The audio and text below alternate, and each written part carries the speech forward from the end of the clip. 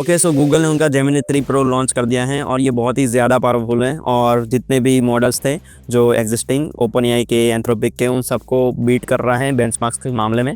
और जो top models का रैंकिंग होता है एलएमआरएम और बाकी सारे लीडर बोर्ड पे, उसके भी टॉप रैंक पे चल रहा है अभी के लिए। और हर बार जैसे गूगल सिर्फ मॉडल ही लॉन्च करता है ऐसा नहीं है, गूगल ने इस बार थोड़े प्रोडक्ट्स भी लॉन्च करे हैं जो डेवलपर्स को काम आएंगे।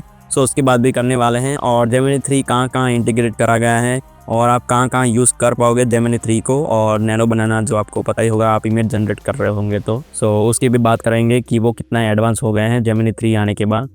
बिना किसी टाइम वेस्ट के वीडियो में आगे बढ़ते हैं, लेकिन उससे पहले make sure to subscribe our channel and you are watching P60CS। Let's गो।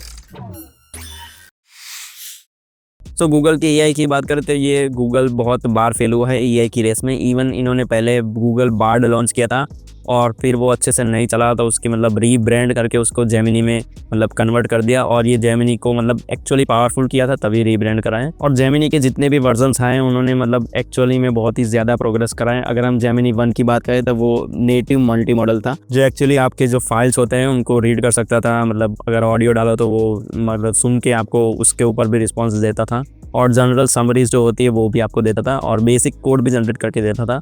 आपको शायद से पता होगा, आपने अगर 2023 में अगर जेमिनी यूज़ करा हो तो। फिर उसके बाद 2024 के एंड तक जेमिनी 2 लॉन्च हो गया था और वो एक्चुअली फास्टर था और चीप था देखा जाए तो। और उसमें एक नई चीज़ ऐड करी थी, रीजनिंग का पार्ट, जो पिछले वाले मॉडल में था लेकिन उतना ज़्यादा अच्छे से एक्यूरेट रिजल्ट नहीं आ रहे थे। कोड बनाने में रीजनिंग का दिक्कत हो रहा था, लॉजिक्स बिल्ड करने में। जेमिनी 2 के अंदर वो सॉल्व हो गई और बेसिकली ये एआई एजेंट की तरह काम करने लगा और इसको एज असिस्टेंट भी रख लिया गूगल ने उनके पिक्सल फोन्स के अंदर। और एंड्रॉइड में तो उन्होंने दे ही दिया था उस टाइम ही, it can take actions from your voice. Live interactions के लिए भी काम आता था और अडेप्टिव थिंकिंग भी थी उसकी। It was actually great model Gemini 2। और उसके बाद अभी जेमिनी 3 लॉन्च करा है इन्होंने और ये बहुत ही ज़्यादा एडवांस है। आपको जेमिनी 1 से लेकर जेमिनी 3 का तक बताऊँ तो जेमिनी 1 जो है मल्टी मॉडल था, वो सिंपल काम करता था। जेमिनी 2 में रीजनिंग आया और जेमिनी 3 में अभी ऑटोनॉमी एरा हम बोल सकते हैं। जेमिनी 3 आने के बाद लोग चैटबॉट की तरह कम यूज़ करते हैं इन एआई को, क्योंकि मल्टी मॉडलिटी भी है और रीजनिंग भी है और अभी तो ज़्यादा कुछ समझ लग गया है एआई मॉडल्स। और जितने भी आपके कॉन्टेक्स्ट होते हैं प्रीवियस चैट के और बाकी सारी चीज़ें वो ज़्यादा अच्छे से समझता है और इवन डीप थिंकिंग भी कर सकता है और एक्शन ले सकता है, जो पहले बताया था वही। लेकिन इस बार इन्होंने एंटी ग्रेविटी करके आईडी ही निकाला है, इवन कोड एडिटर। सिंपल भाषा में बताओ दे, अगर आप प्रोग्रामर नहीं है तो आपको शायद पता नहीं होगा। और विजुअल प्रिसीजन के लिए नैनो बनाना तो है ही, और नैनो बनाना क्या थोड़ा अलग मामला है क्योंकि वो फेमस ऐसे हुआ है कि एक्सीडेंटली फेमस हो गया है ये नाम। उसकी बात कोई और वीडियो में करेंगे। लेकिन हाँ, ये 3 चीज़ें हैं सबसे मेन। पहला डीप थिंकिंग, एक्शन और विजुअल, ये तीनों की तीनों अगर मिला दे तो एक एजेंट बन ही जाएगा नो डाउट और बहुत ही ज़्यादा अच्छे से काम करेगा। गूगल ने करके तो दिखा है लेकिन अभी इसको इंटीग्रेट कहाँ कर रहे हैं। हर बार की तरह जेमिनी की जो ऐप है वेब या तो मोबाइल फ़ोन की अगर आप यूज़ कर रहे हो तो आपको पता होगा कि ड्रॉप डाउन का ऑप्शन आ गया है जिसमें डीप थिंकिंग और nano banana as a feature आपको मिल रहा है।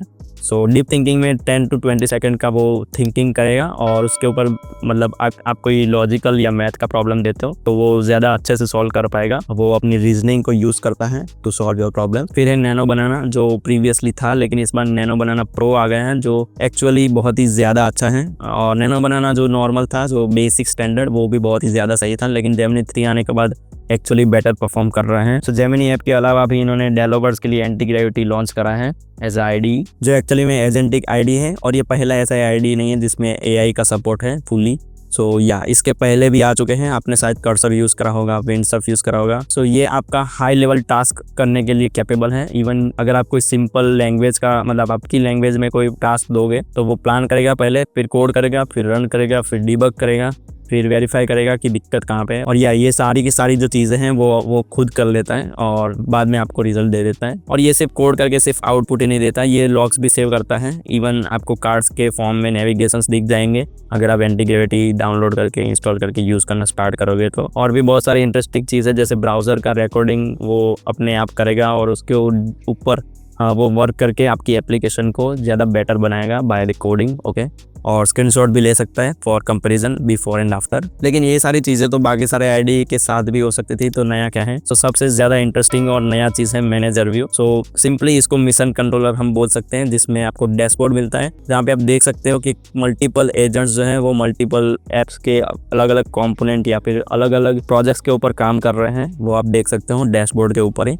सो या it is actually so interesting. बाकी एडिटर मोड भी आता है जिसमें आप नेचुरल लैंग्वेज में प्रोग्रामिंग मतलब प्रॉम्प्ट डाल सकते हो, जिसको हम वाइब कोडिंग बोलते हैं, वो चीज़ भी इसके अंदर है। सो नो डाउट ये भी आपको मिलने ही वाला है। फिर आता है फुल एक्सेस मोड, जिसमें एजेंट के पास आपका टर्मिनल, आपका ब्राउज़र और फाइल सिस्टम का एक्सेस रहता है। तो ये तीनों का एक्सेस लेकर वो बहुत सारी चीज़ें जो है वो अंडरस्टैंड कर पाएगा, खुद से अपना बना पाएगा, जो भी आपने स्टार्टिंग में सही से अगर प्रॉम्प्ट दिया है तो। या it can automatically do everything for you. उससे पहले कि आप बोलो कि एप्लीकेशन बनाना ईजी नहीं है, वो सब मुझे पता है कि पूरा का पूरा फुल फ्लैज एप्लीकेशन तो अभी एजेंट नहीं बना सकता। नो डाउट ह्यूमंस की ज़रूरत पड़ने ही वाली है। कोई भी चीज़ आप देख लो अभी के लिए, फिलहाल 3-4 साल के लिए तो आप समझ नहीं लो कि इतना पूरा का पूरा रिप्लेस तो नहीं कर पाएगा इंसान को। बाकी अगर जरूरत पड़ी तो ये इमेज भी जनरेट कर पाएगा आपकी एप्लीकेशन के लिए। बाकी इंटीग्रेशन और यूज केस की बात करें तो इन्होंने गूगल AI स्टूडियो और वर्टेक्स AI पे भी जेमिनी 3 को डाला हुआ है। सो आप वहाँ पे जाके भी चेक कर सकते हो उसकी कैपेबिलिटी। सो ये दोनों प्लेटफॉर्म जो है वो बैकएंड प्लेटफॉर्म है फॉर बिल्डिंग एप्स। बाकी गूगल वर्कस्पेस जिसमें गूगल स्लाइड्स और गूगल शीट्स भी आते हैं,